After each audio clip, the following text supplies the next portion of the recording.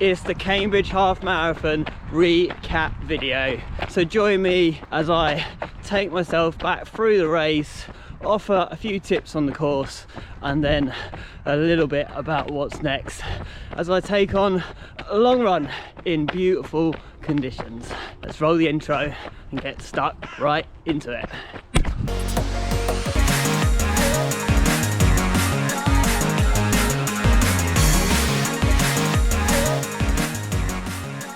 Hello, I'm Nick. Welcome back to the channel.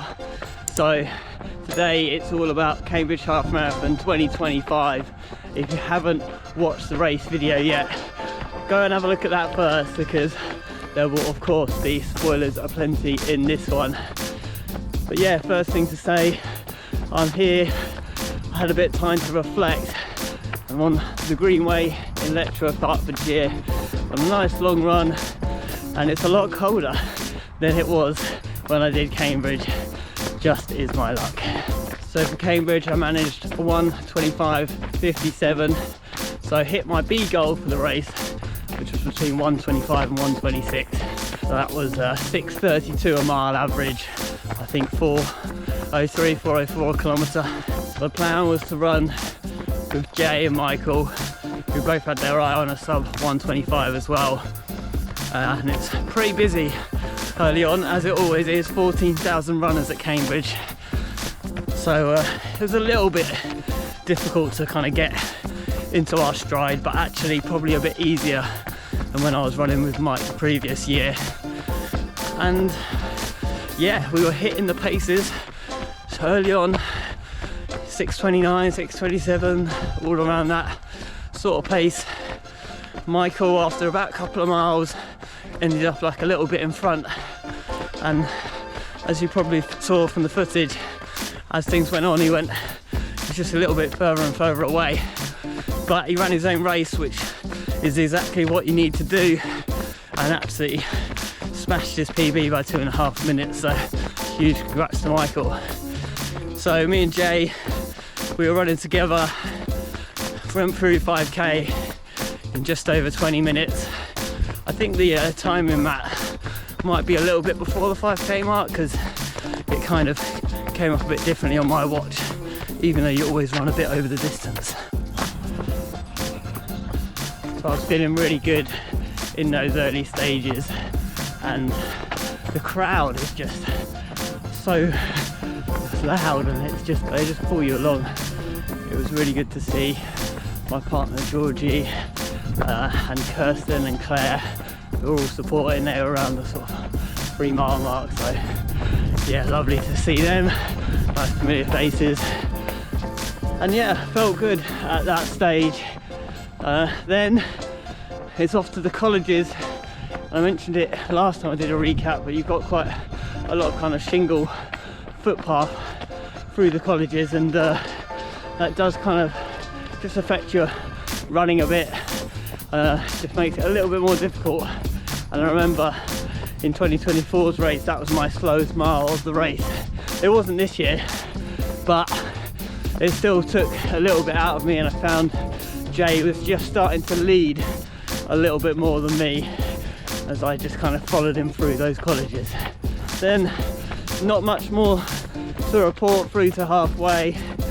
I was again just ticking off the miles, and I think I said around the sort of 6 mile 10k point, starting to get a bit hot, and that I knew was gonna kill me.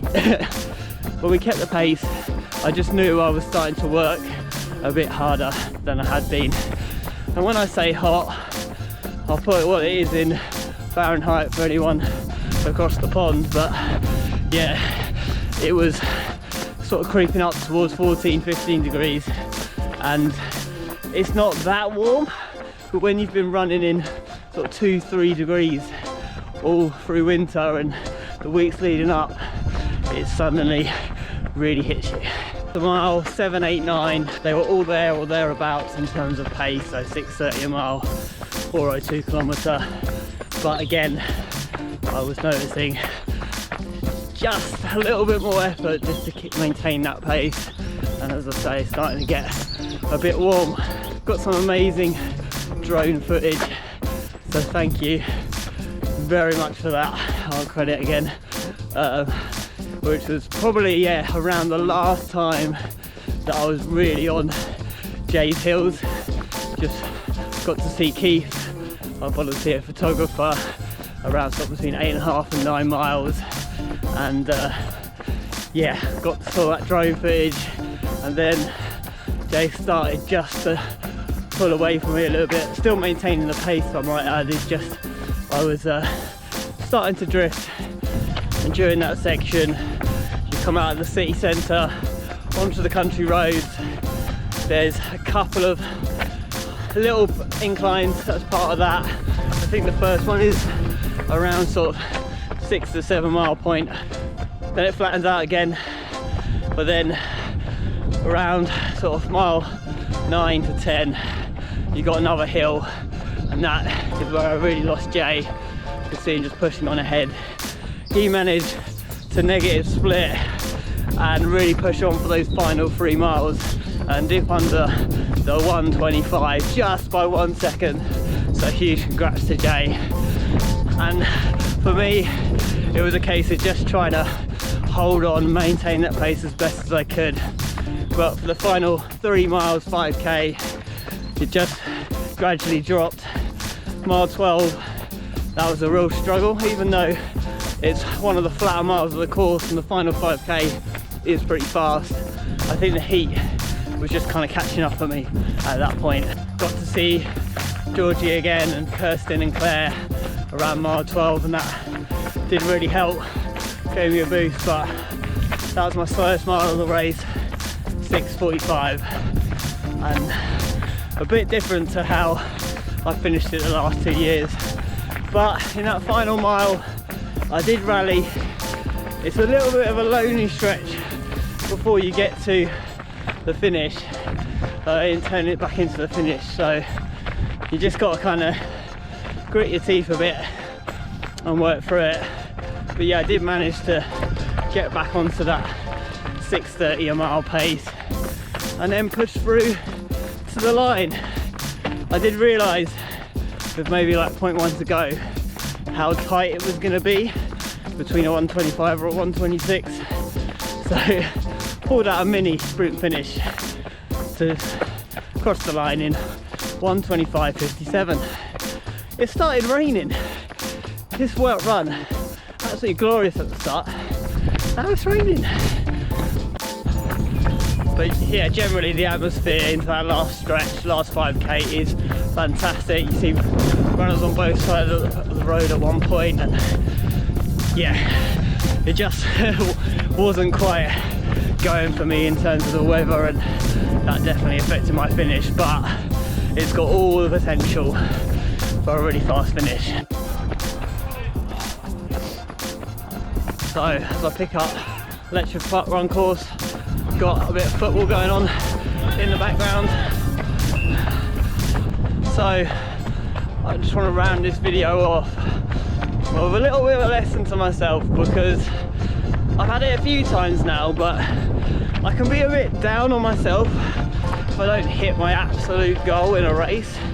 I don't know if you noticed from the previous video, but yeah, I was a bit downbeat and yeah, not my day, etc. And really, you know, sort of between through to around 8-9 miles I was executing that race perfectly, so it really was just the final 5k that I started to struggle, and it was really warm for me.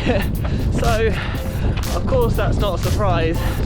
I mean, I've collapsed a couple of times during races, so I have to be careful in the heat.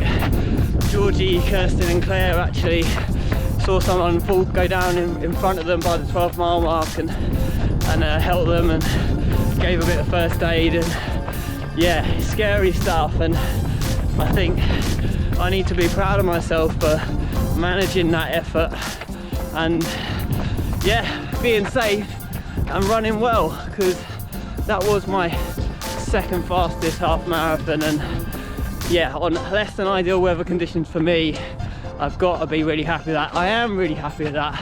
So yeah, I guess I gotta try and reframe it. But sometimes these things take a little bit of time to sink in, and if you don't hit the goal you were aiming for, then I think that disappointment often comes through, and it takes a little while to then look at the bigger picture, which I have done now, and I'm really pleased. That is ahead of where I thought I would be coming back from injury, and now I can look forward to continuing and building that mileage. I'm looking at doing a 20-mile race for the next video, Hillingdon 20.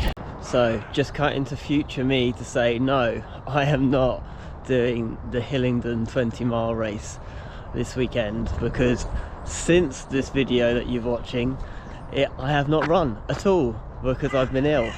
So yeah, struggling for a few days. More on that probably in next week's video, but yeah, no Hillingdon. Back to the video. And then I've got my eye on St Albans 10k over Easter, where I'd like to kind of try and push that pace a bit. So over the next few months for me, it's going to be about, again, consistently building that mileage in a safe way, having a bit of a focus on speed, hills and strength.